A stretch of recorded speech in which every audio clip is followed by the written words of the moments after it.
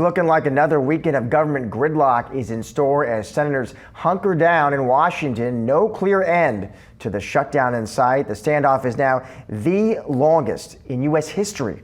And joining me now for more, we got Yahoo Finance Washington correspondent Ben Worschel. Ben. Yeah, Josh. So we had another day of kind of shutdown back and forth, but at an increased velocity here in Washington that I think is indicative of at least the sides are talking, which is a change in and of itself. The bottom line, as you laid out at the top, no signs of any deal coming together anytime soon, and there's going to be kind of a weekend of talks there ahead of another week of back and forth there. But the main thing was these various proposals. Senate Majority Leader John Thune is pushing an idea kind of partial appropriations bill and funding the government for a few months. There's a revised plan to pay government workers for a few months, And then in the last couple hours, Senate Minority Leader Chuck Schumer came forward with a plan to extend Obamacare subsidies for 1 year in return for reopening the government. All three of those plans were immediately kind of completely shot down, especially in the case of the Schumer plan, or kind of ran into trouble immediately. But at least there's sort of a back and forth happening here as we go forward. The word Senate Majority Leader John Thune used while he shot down the Schumer plan was that it's a sign of progress. So I think there's at least a kind of talks happening that's going to continue over the weekend, potentially more votes. But the expectation here on the timeline is a bunch of more days of shutdown, but maybe hopefully real talks next week.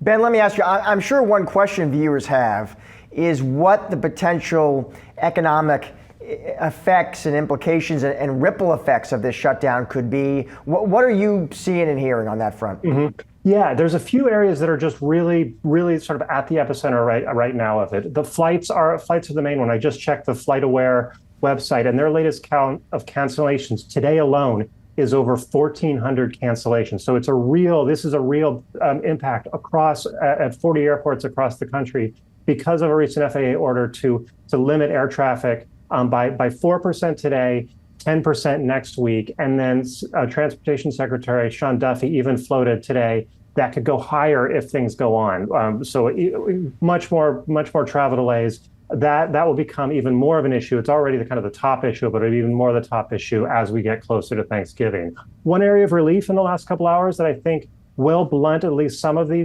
economic effects is the food benefits program. There was a court order yesterday that the Trump administration had to pay full benefits to SNAP. It had talked about a plan to pay partial benefits, and the USDA just in the last couple hours announced that they would issue full issuances there. So that'll be a really good news for the 1 in 8 Americans that rely on these benefits. But the bottom line is it's a complex program, so it'll take a few days to play out. So a lot of overall macroeconomic effects, but the airports are really what folks are watching kind of on a day-to-day basis to see where the pressure point is. Ben, I'll get you out of here on this. Do we know, Ben, who the American people are blaming for this shutdown? Mm-hmm. What are the polls indicating? Yeah, so there's been a lot of polling on this, as you might have expected. It shows a pretty consistent average here, which is Americans actually blame the Republicans a little bit more. That was definitely not the Republicans' expectations going into this, considering that it's Democrats who are picking a policy fight here to make this shutdown about this healthcare issue.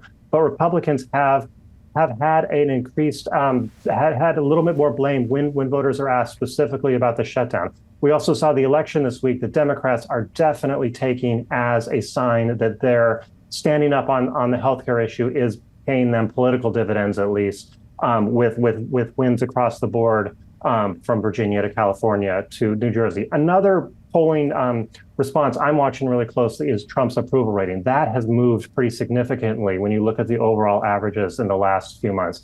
A lot of factors go into that. It's a lot more than shutdown. I think affordability is a key one there more broadly. Just what people pay at the grocery store is really weighing on his approval rating there. But that's clearly having an effect on the president that I think could impact these shutdown talks as well as every other part of the Trump agenda. Yeah, it's interesting to hear and see the president emphasizing that issue of affordability more recently. Ben, yeah, real big moment of there today at the White House. It was just a sort of, you could see it. He was there with the Prime Minister of Hungary, and then sort of went into kind of a 5-minute, even longer back and forth with the reporters over this affordability. It's a really sort of key issue for him. Well, it's Jobs Day, but without a jobs report, adding to the economic uncertainty amid the weakest consumer sentiment print since June 2022. Joining me now, we have Thomas Simons, Chief U.S. Economist at Jefferies. Tom, Always great to see you. So let's start there, Tom. You got jobs day, but no jobs report. We turn to you, Tom, though, smart economist that you are, for insight. What do you see, Tom, for this U.S. labor market now and ahead?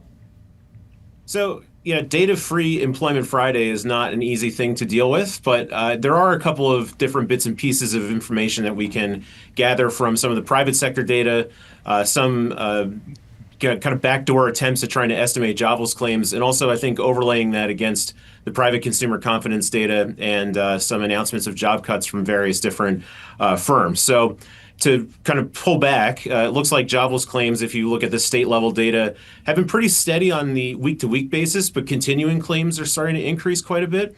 The payroll data, whether it's from ADP or from Revelio, seems to be kind of fluctuating around zero. So I don't think that it's showing us a big crack in the labor market just yet. But again, continuing claims going higher, that suggests that people who are losing a job are having a harder time finding work. And that really lines up pretty well with some of the survey responses we saw in the University of Michigan data as well. I believe that the number of respondents saying that they think the unemployment rate is going to go higher in the next year was more than double what it was in November of 2024. And then, of course, you, like I said, overlay that against announcements from some rather large companies, like I believe Amazon earlier this week, saying that they're going to cut a lot of white-collar positions, and kind of signals that perhaps the labor hoarding days are over, and that companies now view the labor supply as easy enough that they can roll things back up if momentum comes back. You mentioned, Tom, that November University of Michigan consumer confidence reading we got this morning, that made headlines, falling there to a near record low at 50.3. I saw some economists saying, Thomas, well, they said not great, but they were telling their clients you should take this with a grain of salt because in part what you're seeing there is the drag from the government shutdown. And listen, we don't know when, but this will end at some point. Is that how you saw it? So not really. I think it's actually something that we should be a little bit more concerned about. The fact that the spontaneous mentions of the government shutdown, we're talking about people not getting various benefits that they need to fund their consumption, or if it's the loss of employment from, by a family member or the individual respondent themselves. They're going to have to face some very difficult choices if if the government doesn't open up quickly. I believe there was an interview I saw with BLS official earlier this week talking about how there's going to be delays in putting the data back together once the government reopens, because they're not sure that all of the BLS employees that have been on furlough are actually going to come back.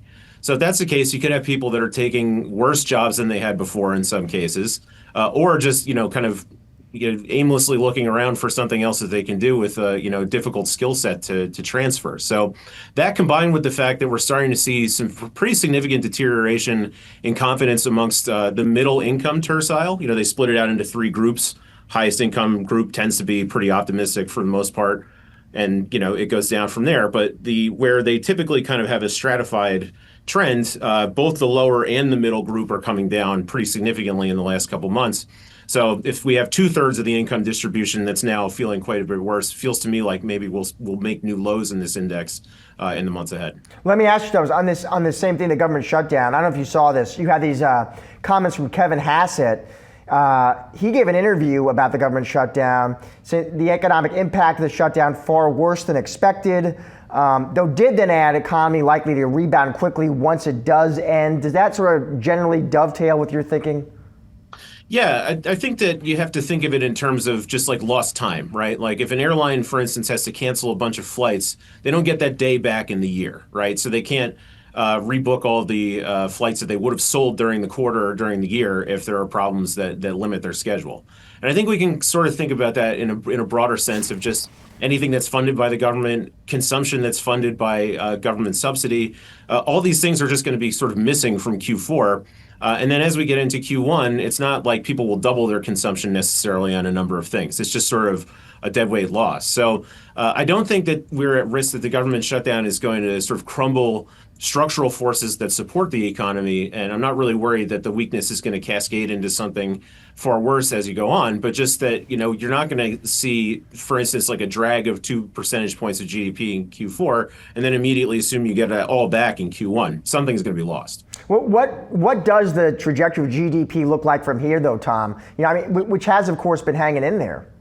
It has been, but it also has been quite a while since we've gotten many of the inputs that we would be using to try to keep account of where GDP is headed in Q3 and Q4. Heading into this quarter, I think momentum was quite strong. I guess Q2 is the last print that we had, and that was a nice upside surprise. In Q3, it looked like the momentum was carrying through pretty nicely through the end of September. But if we're looking at those 3+ percentage point quarter-over-quarter growth rates in Q2 and Q3, feels almost impossible that you would get anything similar in Q4. We're probably looking at something with a 1 or a 0 handle, depending on how much longer the shutdown persists, and once we get a better sense of kind of like what the overall kind of fallout is. I'm curious first to get your take on this question of what comes next with regard to the shutdown. Good morning, Julie. I think it probably ends by Thanksgiving for precisely the reasons that you're mentioning. The kind of the practical pain that people will go through, whether it be air traffic, whether it be SNAP benefits, even the economic data or lack of it probably plays a role in all of that. But what you and Ben were just talking about is exactly tracks what I told markets on the election night, which was, Democrats are now going to have their backs up a little bit more, firstly. Secondly, my view of this all along, since before the shutdown started, is this has never been about substance. Democrats picked the healthcare issue as the hill to fight on about 2 weeks before the shutdown. It was never politically they needed to show fight to their progressive base and their progressive donors. So they are continuing to do that. The election results, frankly, embolden them to continue to do that. And finally, I'd note, kind of the body language. Democratic leader Jeffries in the House gave an interview last week in which he was asked 2 questions. One, Speaker Johnson's office is about 30 feet from you down the hall here, and why don't you just go talk to him? And there was no response. Second, have you ever picked up the phone and called the president and said, listen, let's try to work something out? And Jeffries didn't respond to that either. To me, that body language tells you all you need to know about whether there's actual interest there in ending anything anytime soon. Well, as we know, the initial meeting between the president and Jeffries and Schumer, it was interesting, to say the least. Not very productive, also, to say the least. Terry, right. So if all of this is true, then how does the logjam break between now and Thanksgiving? I know you described sort of the pressure points, but how do you think it's going to play out, and what's going to force these parties to the table?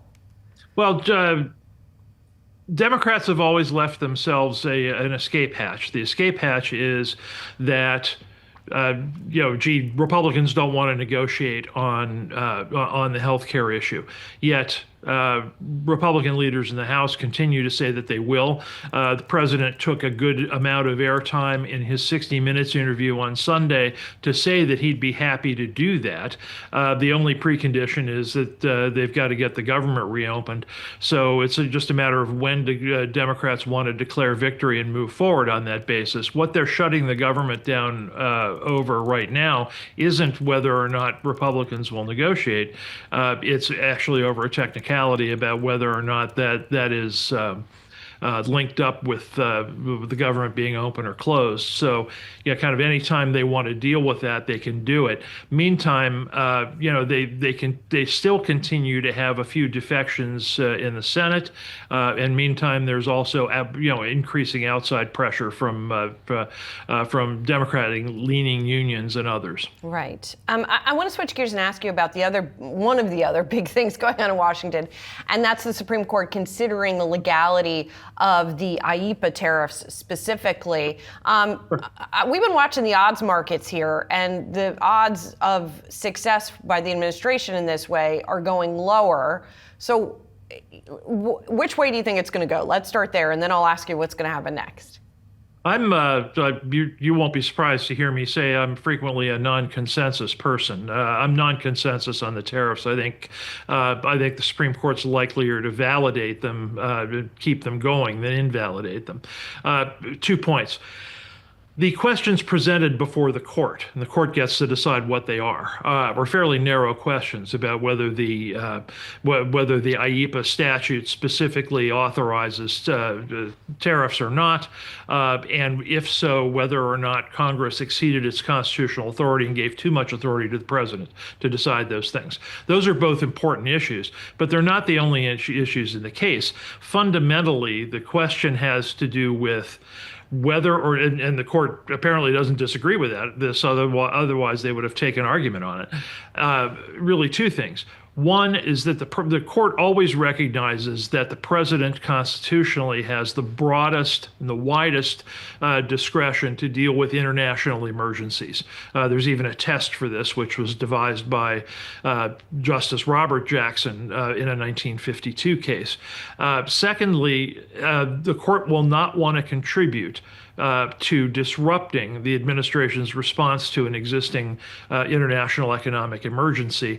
And thirdly, I just say parenthetically that in my day anyway, every first-year law student was taught that the court members typically will ask penetrating questions, but the penetrating questions tend to, in a lot of cases, tend to be counterfactuals and the like, and aren't,